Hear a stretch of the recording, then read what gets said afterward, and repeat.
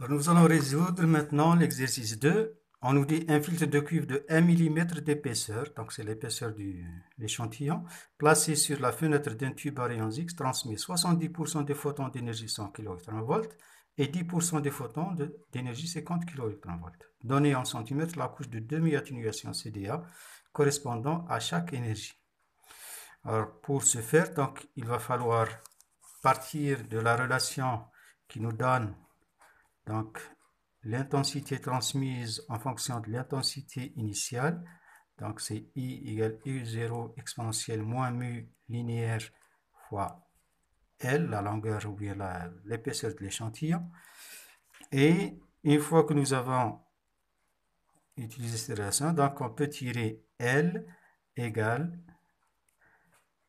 donc c'est moins log de I sur I0 que divise mu linéaire. Or, ce mu linéaire, on ne le connaît pas, donc il va falloir le déterminer. Et pour le déterminer, on va utiliser cette première phrase, si vous voulez, de l'énoncé. On nous dit qu'un filtre de cuivre de 1 mm d'épaisseur, donc L égale 1 mm d'épaisseur, on connaît L, placé sur un tube à rayons X, transmet 70% des photons d'énergie 100 kV. Donc pour les photons de 100 kV d'énergie, la proportion I sur I0 égale 70%. Et pour les photons de 50 kV, la proportion I sur I0 vaut 10%, c'est-à-dire 0,1. Et ici, c'est 0,7. Donc, on va utiliser cette relation, mais on tire d'abord d'abord mu pour 100 kV et ensuite pour 50 kV. Et à partir de ce mu-là, on le remplace ici et on tire la couche de demi-atténuation, c'est-à-dire lorsque I sur I0 égale 50%. Donc, pour 100 kV, donc je vais écrire ici pour 100 kV. Bon, je vais placer ma feuille un petit peu, je vais placer ma feuille, voilà. Donc, 100 kV, qu'est-ce qu'on va avoir? On va voir que mu linéaire 100 égale, alors de là je le tire, donc c'est moins log de I sur I0 que divise L que nous avons ici, 1 mm. Et le I sur I0 c'est 70%, donc c'est-à-dire 0,7. Donc ça nous fait moins log népérien de 0,7 sur 0,1, 0,1 c'est-à-dire 0,1 cm, 1 mm c'est 0,1 cm, et je retrouve le résultat en centimètre moins 1. Donc on trouve 3,567 cm moins 1. Voilà. Donc, une fois que nous avons trouvé mu 100 linéaire, donc je vais en profiter pour calculer la couche de demi-atténuation. Donc, L de demi-atténuation, lorsque l'intensité transmise est égale à la moitié de l'intensité initiale. Donc, ça va me faire moins log de I sur I0 que divise mu linéaire 100, que nous avons calculé ici. Donc, et ça va nous faire donc moins logarithme népérien I sur I0, je vous ai dit que c'est 50%, donc c'est 0,5, que divise mu 100, c'est 3,567 cm moins 1, et donc on va trouver le résultat en centimètres. Donc, on retrouve la valeur 0,194 cm.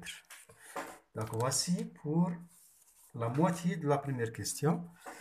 Alors, la deuxième moitié, on va chercher cette longueur de demi-atténuation pour 50, les photons de 50 kV. Alors, pour ces photons-là, donc on va utiliser la même chose. Donc, mu 50 linéaire, c'est égal à moins log de I sur I0 que divise L, c'est 1 mm. Donc, ça va me faire moins log. Alors, pour les photons de 50 électronvolts, le I sur I0, nous avons dit c'était 10%. Donc ça fait 0,1 sur la longueur L en centimètres, c'était toujours 1 mm, donc 0,1 cm. Hein?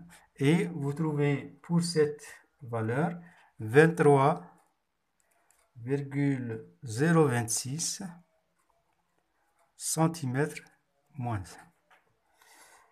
Comme tout à l'heure, donc le L50 va valoir donc moins log de I sur I0 sur mu 50 linéaire.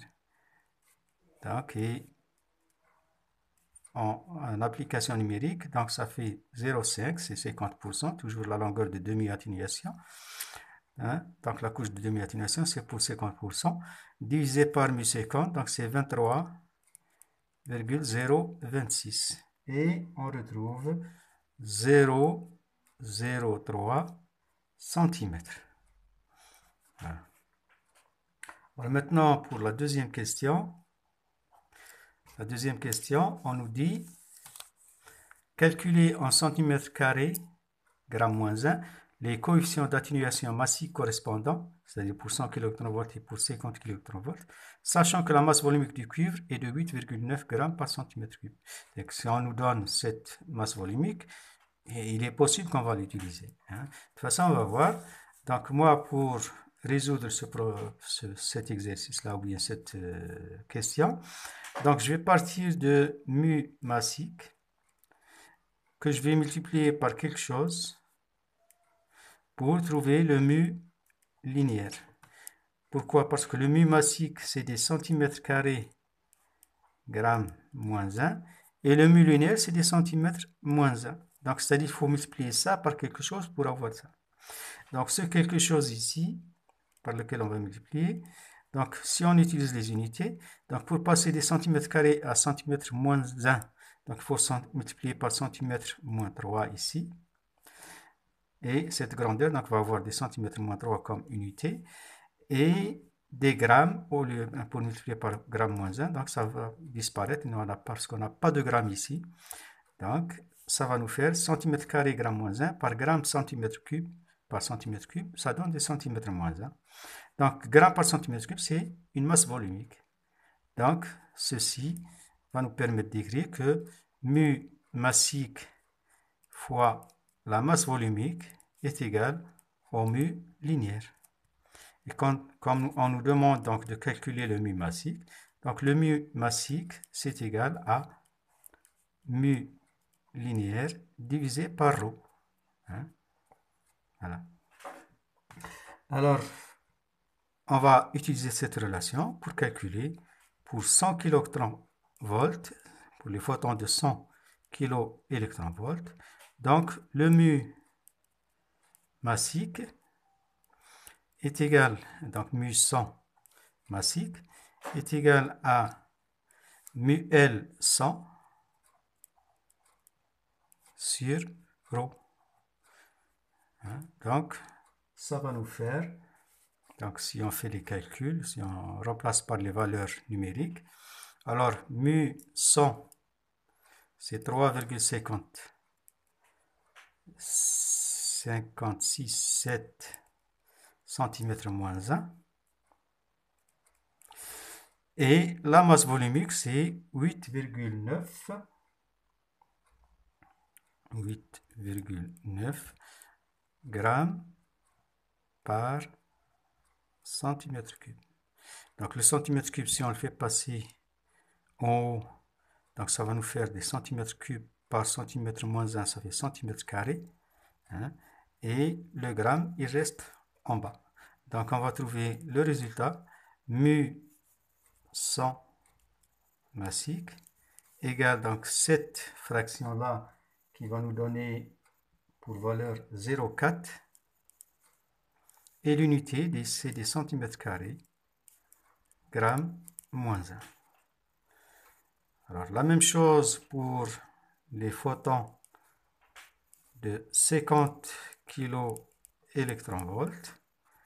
Donc on va avoir mu 50 massique c'est égal à mu linéaire, mu 100 linéaire sur, pardon, 50